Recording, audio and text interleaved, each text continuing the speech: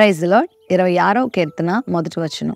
యెహోవా, నేను యథార్థవంతుడనై ప్రవర్తించుచున్నాను, ఏమీయూ సందేహపడకుండా యెహోవా యందు నేను నమ్మిక ఉంచి ఉన్నాను.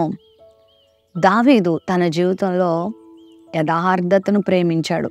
యథార్థంగా జీవించటానికే తన జీవితాన్ని అతడు సిద్ధపరచుకున్నాడు. అందుకే పరిశుద్ధాత్మ దేవుడు కూడా రాజుల గ్రంథంలో దావీదు గురించి మాట్లాడుతూ అతడు యథార్థముగా యెహోవా దృష్టిలో జీవించను అనే మాట వ్రాయిస్తారు. నిజంగా యథార్థవంతులుగా మనం జీవించటం దేవునికి కూడా ఇష్టం. మరి దేవుని చిత్తాన్ని ఎరిగి, దేవుని ఉద్దేశాన్ని ఎరిగి, మన బ్రతుకులో పాపానికి చోటు ఇవ్వకుండా శ్రేష్టమైనటువంటి దైవికమైన గుణాలను ఏ రోజుకి ఆ రోజు మనం సంపాదించుకుంటూ ఆత్మ సంబంధంగా మనం జీవించటమే యథార్థంగా జీవించడం అంటే. మరి ఆ విధమైన జీవితాన్ని మనం కలిగి ఉన్నప్పుడు దేవుని కృపకు మనం పాత్రులమవుతాం. దేవుని సహాయానికి మనం పాత్రులమవుతాం. ఈ లోకమంతా పాపభూయిష్టమైన లోకం కదా. ఎక్కడ చూసినా మలినమే, ఎక్కడ చూసినా దుర్గంధమే, ఎక్కడ చూసినా పాపమే. మరి ఈ మలినమైన లోకంలో మనము కూడా లోకంతో పాటు కొట్టుకుని వెళ్ళిపోకుండా లోకానికి ఎదురు ఈదే వారిగా మనం ఉండాలి. ఒక బ్రతికిన చేప చిన్నదైనా కూడా ప్రవాహానికి కొట్టుకు వెళ్ళిపోదు, అది ఎదురెత్తుతుంది. తన ప్రాణం ఉన్నంత వరకు, ఓపిక ఉన్నంత వరకు. చావనన్నా చస్తుంది, కానీ అది మాత్రం కొట్టుకొని మాత్రం వెళ్ళదు. దాని బలం చిన్నదైనా ఆ ప్రవాహం కంటే దాని యొక్క శక్తి కొంచెమైనా అది ప్రయత్నం అయితే చేస్తుంది. మనం కూడా ఈ లోకంలో పాపంతో పాటు కొట్టుకుని వెళ్ళిపోకుండా ఎదురొడ్డి మనం నిలవాలి, యథార్థంగా మనం జీవించాలి. దేవునిని ఇతడు ఏమాత్రం సందేహింపకుండా నమ్మిక ఎంచుతున్నాను అంటున్నాడు. ఎందుకంటే దేవుని యందు నమ్మిక ఎంచడంలోనే ఎన్నో అద్భుతాలు దాగి ఉన్నాయని దావీదుకు తెలుసు.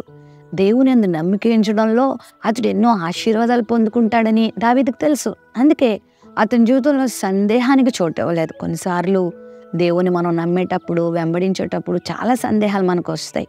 అందుకే సందేహాలకు, అనుమానాలకు మనం తావివ్వకూడదు. బైబిల్లో జకర్యా అనే ఒక భక్తుడు, యాజకుడైన దేవుడు అతనితో, ఇదిగో నీ ప్రార్థన వినబడింది, నీ గర్భమును ఒక చక్కని కుమారుని ఇవ్వబోతున్నాను, అతడు పుట్టుట వలన అనేకులు సంతోషిస్తారు, ఏలియా వంటి ఆత్మశక్తి కలిగిన వాడిగా అతడు ఉంటాడు, అనేక హృదయాల్ని ప్రభువుకు త్రిప్తాడు, ఆయన పరిశుద్ధాత్మతో నింపబడిన వానిగా జీవించబోతున్నాడు, గొప్ప బలమైన సాధనంగా దేవుని చేతులు వాడబడబోతున్నాడు అని చెప్తే కొంచెమే సందేహపడతాడు జకర్యా గారు. తద్వారా కొంచెం ఇబ్బంది కూడా కొని తెచ్చుకుంటాడు. మరి తోమా అనే శిష్యుడు కూడా యేసుక్రీస్తు యొక్క గాయాలలో వ్రేలి పెట్టి చూస్తేనే గాని నమ్మనని ప్రభు మీద సందేహపడతాడు. చూచి నమ్మిన వారి కంటే చూడక నమ్మిన వారి ధన్యులని ప్రభు ఆ రోజు చెప్తాడు. ఏది ఏమైనా సందేహాలు రాకమానో, కానీ సందేహాలకు మనం తావివ్వకూడదు.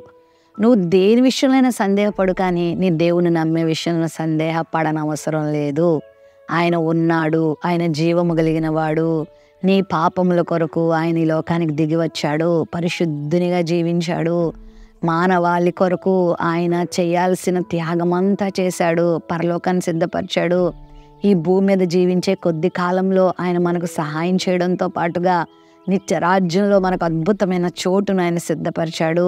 ఈ నమ్మకంతో నువ్వు బ్రతకగలిగితే నువ్వు ఏనాడు కూడా సిగ్గునొందవు, ఏనాడు కూడా భయపడవు, ఏనాడు కూడా వెనుకకు అడుగులు వెయ్యవు. మరి నువ్వు ఆయన యందు నమ్మిక ఉంచుతావా?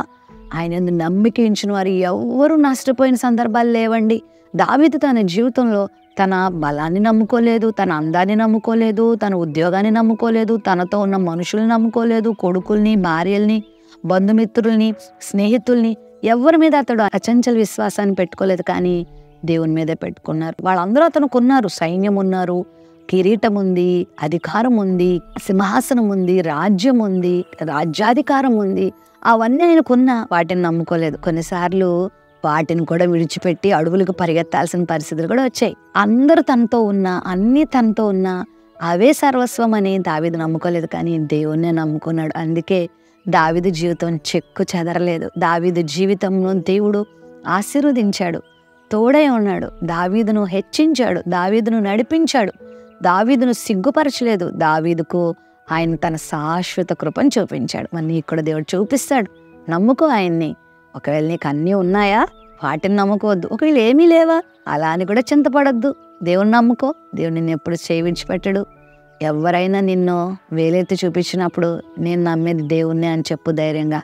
ప్రభువునందు విశ్వాసం ఉంచు. నేడు నువ్వు ఉన్న స్థితిని మార్చగలిగిన వాడు ప్రభువే అని నమ్ము. నీ దుఃఖాన్ని తొలగించేవాడు ప్రభువే అని నమ్ము. నీకు ఆనందాన్ని ఇచ్చేవాడు ప్రభువే అని నమ్ము. నిన్ను స్వస్థపరచువాడు ప్రభువే అని నమ్ముకో. నువ్వే మాత్రం కూడా సిగ్గును అందకుండా దేవుడు చేస్తాడు. సందేహం మాత్రం రానివ్వద్దు. విశ్వాసంతో జీవించు.